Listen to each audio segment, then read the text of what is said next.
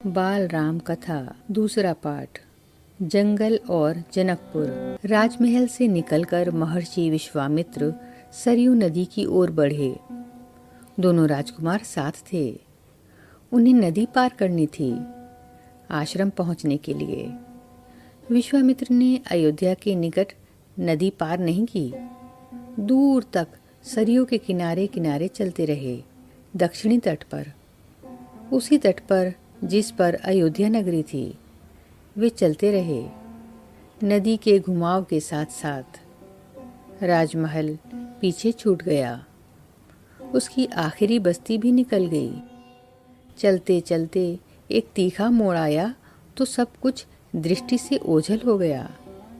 राम और लक्ष्मण ने एक बार भी पीछे मुड़कर नहीं देखा।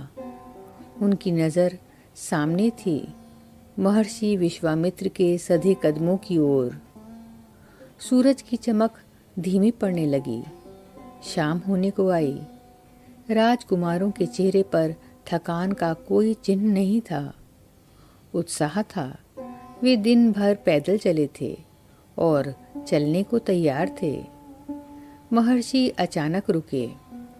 उन्होंने आसमान पर दृष्टि डाली। चिड़ियों के झुंड अपने बसेरे की ओर लौट रहे थे। आसमान मटमैला लाल हो गया था। चरवाहे लौट रहे थे, गायों के पैर से उठती धूल में आधे छिपे हुए। हम आज रात नदी तट पर ही विश्राम करेंगे, महर्षि ने पीछे मुड़ते हुए कहा। दोनों राजकुमारों के चेहरे के भाव देखते हुए विश्वामित्र हल्का सा मुस्कुराए। राम के निकट आते हुए उन्होंने कहा, मैं तुम दोनों को कुछ विद्याएं सिखाना चाहता हूँ। इन्हें सीखने के बाद कोई तुम पर प्रहार नहीं कर सकेगा, उस समय भी नहीं जब तुम नींद में रहो। राम और लक्ष्मण नदी में मुंह हाथ धोकर लौटे, महर्षि के निकट आकर बैठे। विश्वामित्र ने दोनों भाइयों को बला अतिबला नाम की विद्याएं सिखाईं। रात में वे लोग वहीं सोए, तिनकों और पत्तों का बिस्तर बनाकर। नदी आने तक महर्षि उनसे बातें। सुबह हुई, यात्रा फिर शुरू हुई। मार्ग वही था, सरयू नदी के किनारे किनारे। चलते चलते वे एक ऐसी जगह पहुंचे जहां दो नदियां आपस में मिलती थीं। उस संगम की दूसरी नदी गंगा थी। महर्षि अब भी आगे चल रहे थे, लेकिन एक अंतर आ गया था। राम लक्ष्मण अब दूरी बनाकर नहीं चलते थे, महर्षि के साथ ठीक पीछे थे, ताकि उनकी बातें ध्यान से सुन सकें। रास्ते में पड़ने वाले आश्रमों के बारे में, वहाँ के लोगों के बारे में, वृक्षों वनस्पतियों के संबंध में, स्थानीय इतिहास उसमें शामिल होता था। आगे की यात्रा कठिन थी, जंगलों से होकर। उससे पहले उन्हें नदी पार करनी थी। रात में ऐसा करना महर्षि विश्वामित्र को उचित नहीं लगा। तीनों लोग वहीं रुक गए, संगम पर बने एक आश्रम में। अगली सुबह उन्होंने नाव से गंगा पार की। नदी पार जंगल था, घना, दुर्गम। सूरज की किरणें धरती तक नहीं पहुंचती थीं, इतना घना। वह डरावना भी था।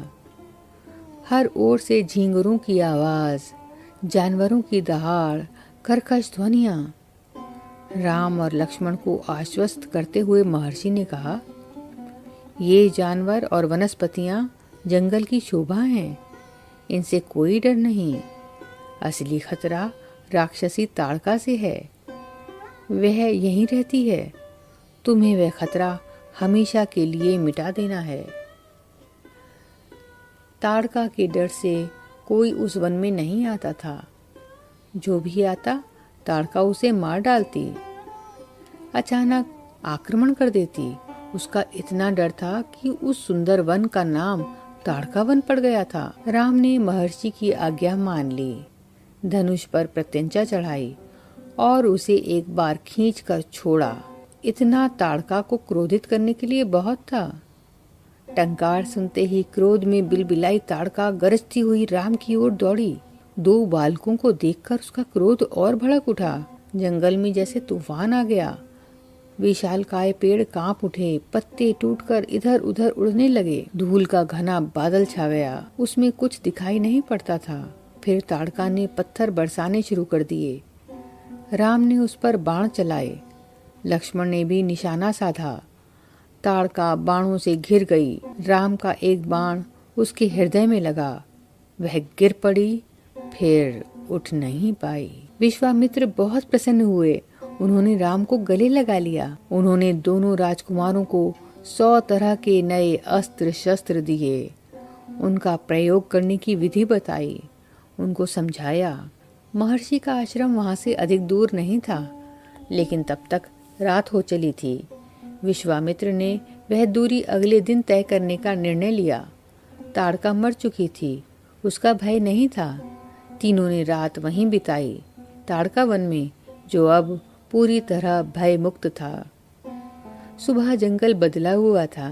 अब वह ताड़का वन नहीं था, क्योंकि ताड़का नहीं थी। भयानक आवाजें गायब हो चुकी थीं। पत्तों से गुजरती हवा थी, उसकी सरसराहट का संगीत था। चिड़ियों की चहचहाट थी, शांति थी। तस्वीर बदल गई थी। सिद्धाश्रम का अंतिम पड़ाव था, महर्षि का आश्रम। रास्ता छोटा भी था, मनोहारी भी।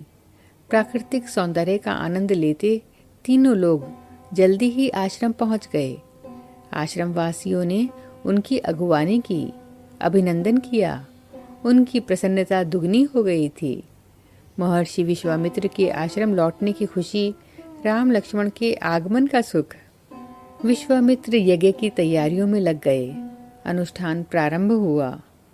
आश्रम की रक्षा की जिम्मेदारी राम लक्ष्मण को सौंपकर महर्षि आश्वस्त थे। अनुष्ठान अपने अंतिम चरण में था, पूरा होने वाला था कुछ ही दिनों में। 5 दिन तक सब ठीक ठाक चलता रहा, शांति से, निर्विघ्न। लगता था कि राजकुमारों की उपस्थिति ने ही राक्षसों को भगा दिया है। राम और लक्ष्मण ने यज्ञ पूरा होने तक ना सोने का निर्णय किया। वे लगातार जागते रहे, चौकस रहे। कमर में तलवार, पीठ पर तुणीर, हाथ में धनुष, प्रत्यंचा चढ़ी हुई, हर स्थिति के लिए तैयार। अनुष्ठान का अंतिम दिन। अचानक भयानक आवाजों से आसमान भर गया। सुबाहु और मारीच ने राक्षसों के दल बल के साथ आश्रम पर धावा बोल दिया।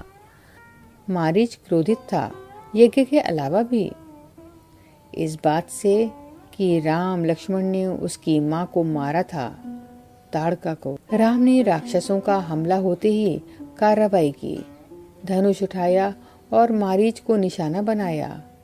मारीच बाण लगते ही मूर्छित हो गया। बाण के वेग से बहुत दूर जाकर गिरा, समुद्र के किनारे। वह मरा नहीं। जब होश आया तो उठकर दक्षिण दिशा की ओर भाग गया। राम का दूसरा बाण सुबाहु को लगा, उसके प्राण वहीं निकल गए।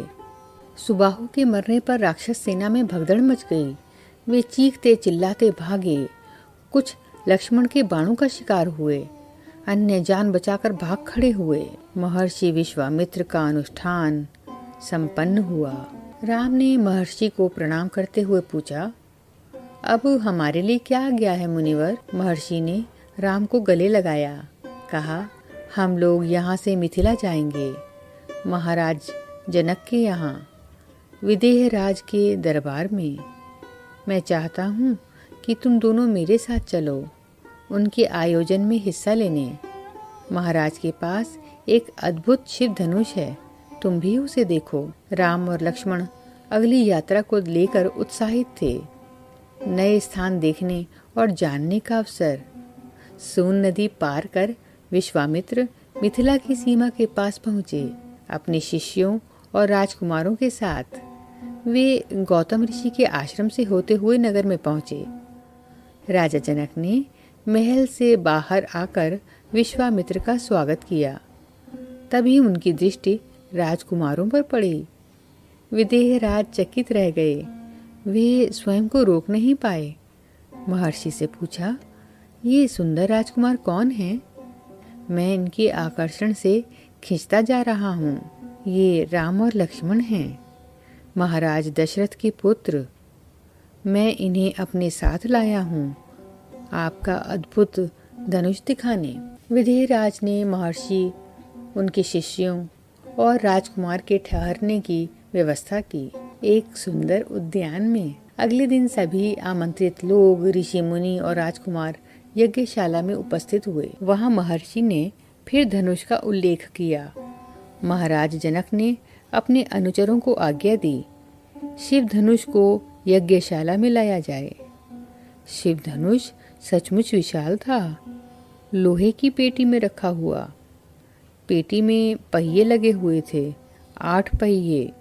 उसे उठाना लगभग असंभव था। पहियों के सहारे खिसकाकर उसे एक से दूसरी जगह ले जाया जाता था। अनुचर मुश्किल से उसे खींचते हुए यज्ञशाला में ले आए। धनुष देखते ही विदेहराज एक पल के लिए उदास हो गए। उन्होंने कहा, मुनिवर, मैंने प्रतिज्ञा की है अपनी पुत्री सीता के विवाह के संबंध में। जो यह धनुष उठाकर उस पर प्रत्यंचा चढ़ा देगा, उसी के साथ सीता का विवाह होगा। अनेक राजकुमारों ने प्रयास किया और लज्जित हुए। उठाना तो दूर, वे इसे हिला तक नहीं सके, प्रत्यंचा क्या चढ़ाते। विदेहराज का संकेत समझकर महर्षि विश्वामित्र ने राम से कहा, उठो वत्स, यह धनुष देखो।